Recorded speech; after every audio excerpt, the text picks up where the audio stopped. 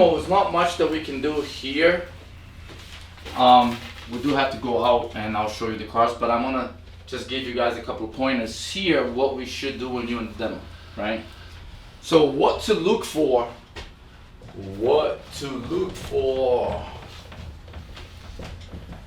when you are demo a car. Right. What to look for when you demo a vehicle, right? So there's called bias signals, right? Put it right here. Bias signals. So tell me here, right? So tell me something that you like when you things that you buy that you like. You know, in a car? No, whatever. Life. Like anything? Yeah. I like airsoft. Airsoft guns, right? Yeah, all right. airsoft guns. So when you go into a airsoft place, right? I used to play paintball. Yeah. My team. Google us often. Okay? Outsiders on YouTube, you see us. Bias signals. So when you go into our airsoft store, has all those guns and all those, you start looking, right? And you get excited. You see your eyes start going like, I like that. Oh, I like that one. Oh, how about I get that? And then you want to try it. Hey, can I grab this gun? Can I see it? And then when you get the gun, you grabbed it. You see how the grip is. You aim it to make sure that the angle is good. You see how light it is because you're gonna have to run and carry it. Those are bias signals. The guy that's behind here, if he's a true salesperson, if he knows, once he sees your bias signals, he's gonna go in and attack those bias signals. What is he gonna say? You like the See grip how there, right? see how light that was? See the grip? Like the sight's pretty nice, right? Mm-hmm. Yeah, I know, man. And if you put this, then he's gonna try to upgrade. If you put this, that, and that on, if you put in a laser, if you put in a long range scope, so far so on, you then get better out of the gun. Then if you change the clip, all of those things, he's looking into your bias signals. He's seeing that you're emotional, right? That you get an emotion to it. And when you see the customer doing those bias signals, that's the point that you gotta make sure that you understand, so you can then use that afterwards, right? So bias signals, examples, right? So when a customer is test driving a car, how he is holding steering wheel.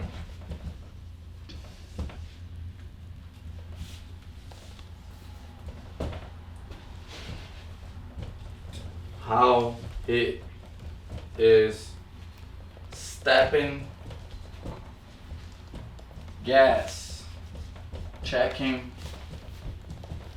brakes,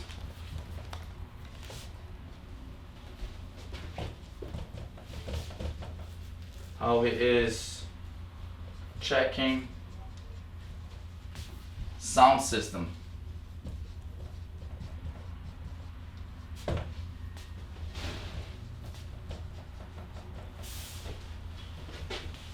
Looking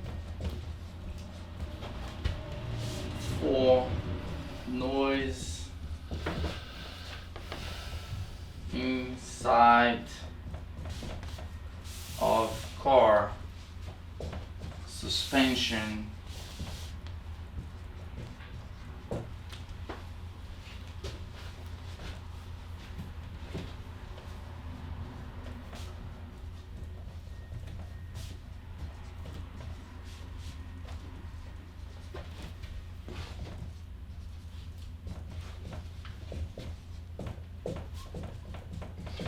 the most important one is that he will be looking for a reason to not like it.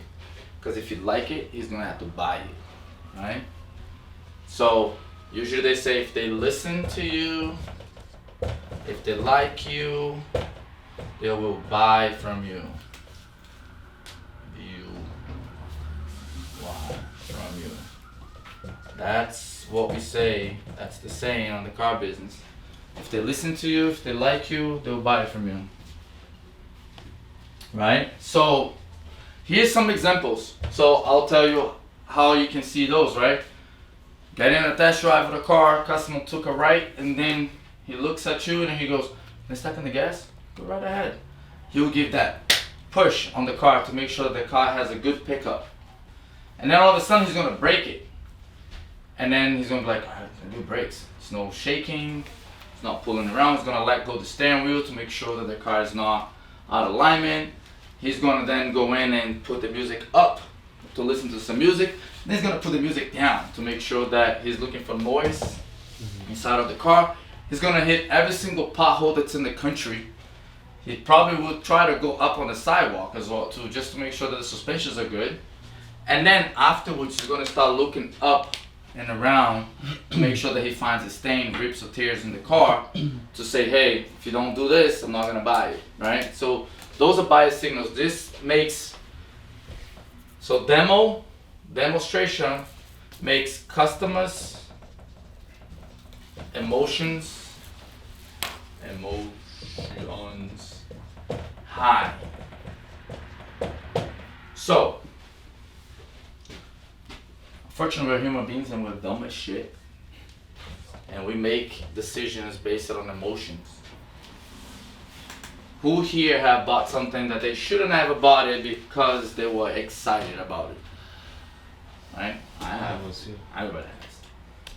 You took your wife and said, let's go over there, my love, let's look at those rings. And your wife's going from here to here. So here she's at 1,000, 2,000, 3,000. All of a sudden she looks at it and goes, like that one.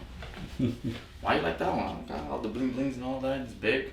Like that one. And then you go and ask, that's like $10,000, and you'd be like, oh shit. But her emotions is high, and you know that if she's happy, you're gonna be happy. So what you're gonna go in and do? You're gonna buy a $10,000 ring. Boom. Emotions. Then you have a bill. Great. So emotions. You know, my friend over there, the director, he has 5 different controllers for PS5. He's only one person. He can only play with one. So, you know, we use this controller to play when we do our tournaments. But the whole point is we end up buying things that we shouldn't have because our emotions are high. So you want to get a customer to test drive a car. Because if a customer doesn't select and test drive a vehicle, you're only selling numbers. In selling numbers, there's no power into it. There's no advantage. You will always lose. Because if you're only selling numbers, customer's gonna want a discount, and that's how you're gonna be compatible with a customer, and therefore you're not gonna be able to sell anything. Because there's no value in numbers, right? Unless there's a bunch of zeros to the right in your bank account. Other than that, there's no value, right?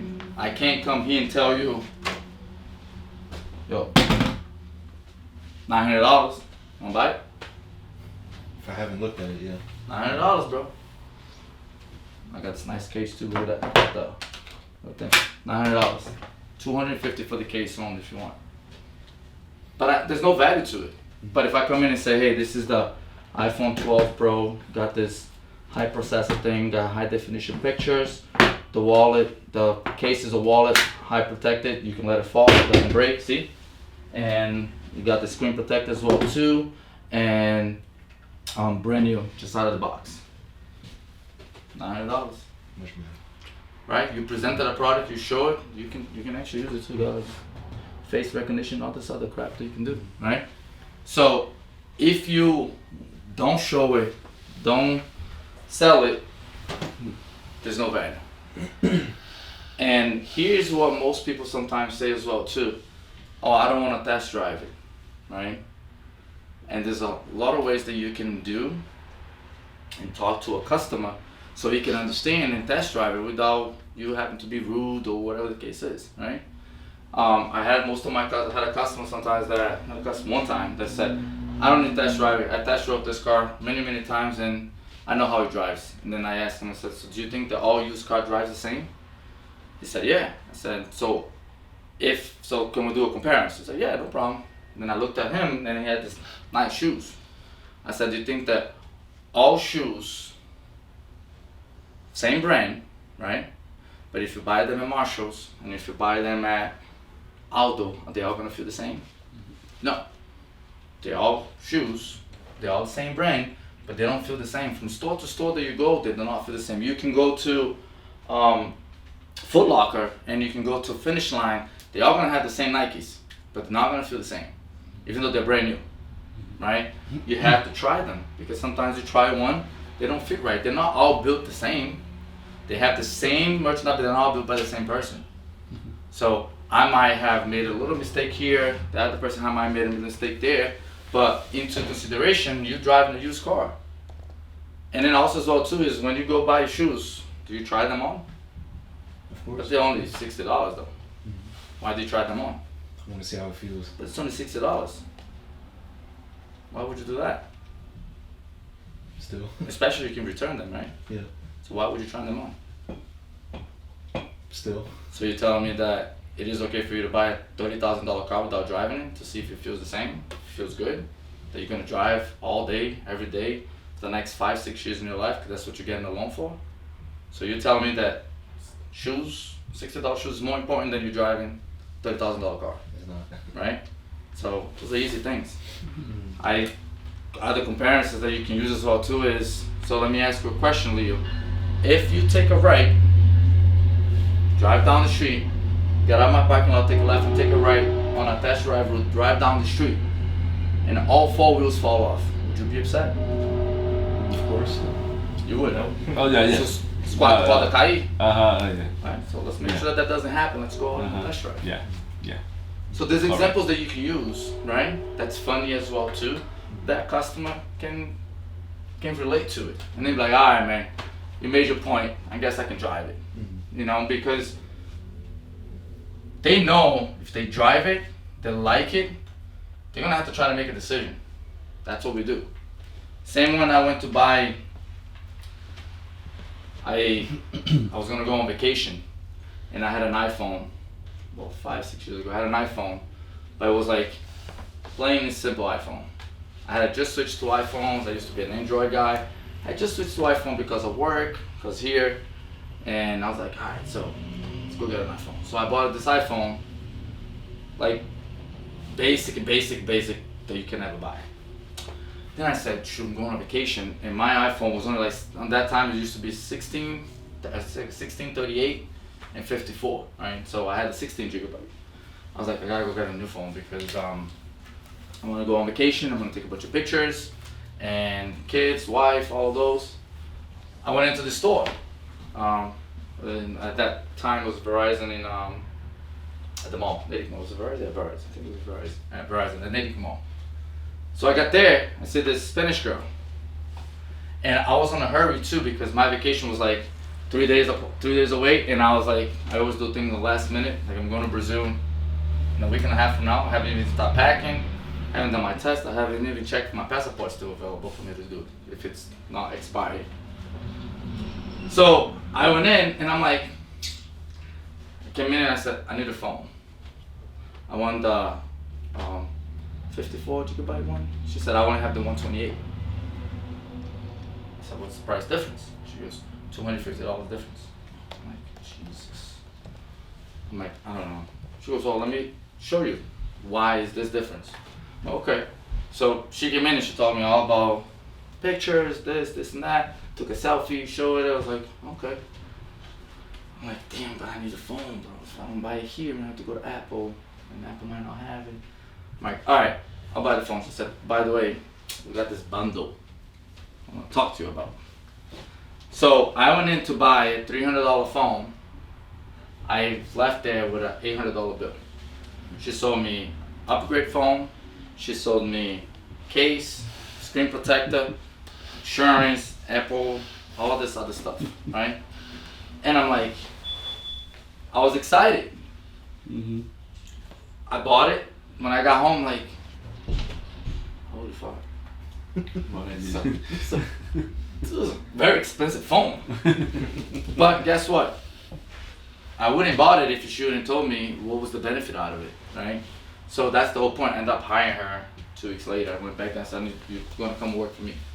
So I hired her. She worked for like 5-6 months. She got pregnant, kids, so she quit. But the whole point of this is, I would have not bought it if you should have not showed it to me, the benefit out of it.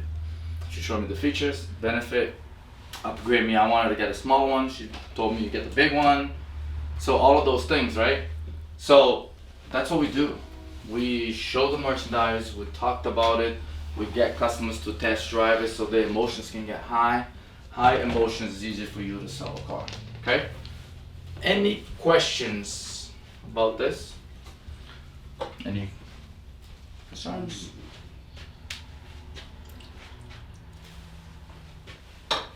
What if the customer is a little too straightforward and he feels intimidated when you're trying to take him to do the test drive? Like when you're finding ways, like you said the examples and stuff. What if he feels a little more intimidated? How would you deal with that? So you have to treat here as if this is your home. Okay? So this is your house. I'll give you an example. If I go to your house, first thing that you're gonna do is you're gonna invite me in, right? Mm-hmm. I will not come into your house until you say, hey, come in, right? So right then and then, you are getting control of the situation, getting control of what's going on. When you have control, you get accustomed to do what you want because they don't know the steps, they don't know the road that you're going. We know because we do this every day. So if you treat this if it's your home, it's your house, you will then direct the customer to do what they need to do. If I go to your house, I'm not gonna go to your fridge unless you tell me you can go into my fridge and help yourself out with a beer. I probably still won't go. I'm different, I probably would anyways, because I don't really care. I'll go into your fridge or whatever if I'm in your house because you invite me in, so it's my house. So other than that, most people, if you don't say, hey Kev, help yourself out, I'm gonna go to my room, do a couple things, but help yourself out with a beer, fridge is right there, bathroom is to the left, you're gonna go in and get a beer. Yeah. And I'm gonna say, you're more than welcome, you can sit in the table, in the room, you're gonna go in and sit. You're not gonna stay there standing. So this is your house. If you tell him how things are done here from the beginning, you gain control of the sale, you get a customer to do whatever they want. But of course that you might get a person that's gonna come in. I'll give you an example. His name is Duran, right? He was Gabriel's customer. This guy had horrible credit. And he had only $2,000 to put down. He said, I want you to get me approved first, then I'll drive after. He didn't want to drive without getting approved because he knew his condition, his situation. So then I said to Gabriel, I said, okay, let me look at his credit. I looked at his credit, I said, how much money does he got? This much. Does he have a pay stub? He does. Okay, so give me 1 second. I went in and I proved him in a specific car that I knew that I could do it. So he's gonna drive this car only. That's his option, that's it. Why? Because there's no other way, right? So after I got him approved, showed him the numbers and told him what was, he then went in and test drove the car. Then he said, I'll buy it. Because that was the last case, like he had no other option, right? Now, a customer that qualifies, he's gonna wanna test drive it. Sometimes he might come into you and say, hey, I don't wanna test drive it. But then you just use the word tracks and explain it to him. So listen, it makes sense, you had test drive it, it's $30,000, all those word tracks. But one of the things that my manager used to say is, if a customer on the end say no, us as a manager will come in and we'll say, here at Direct, a customer has to select and test drive a vehicle before we can work out numbers. And then he's gonna say, but why is that? So because it doesn't make much sense for us to make this car fit into your budget and then you drive it and you don't like it. You were working backwards. You drive, you like the car, we'll give you all the information that you need to make the right decision. We'll give you numbers, we'll give you rates, we'll give you everything that we have to. But if we do it opposite way and you don't like the car, you waste your time. Not mine, because I'm gonna be here anyways, it's part of my job to do it. but you waste your time because you got into it, work all this whole back and forth, all the scenarios to something that you're not gonna want to buy. So my question about the company rules, okay? I'm a customer, but I don't have a drive license. Okay. Can I? Test drive inside of the Can I- parking lot. Oh, okay. So customer that do not have a license, test drives inside of the parking lot. Okay. Customers that have a license out of state, test drives anywhere. Customer that has a license from state, Okay. test drives And the anywhere. car sale need you with the customers inside the car. So, because of coronavirus, some customers do not want you to go. Some customers are all okay to go. Okay. I recommend 100% that you go with a customer because you'll be able to overcome if there's a problem.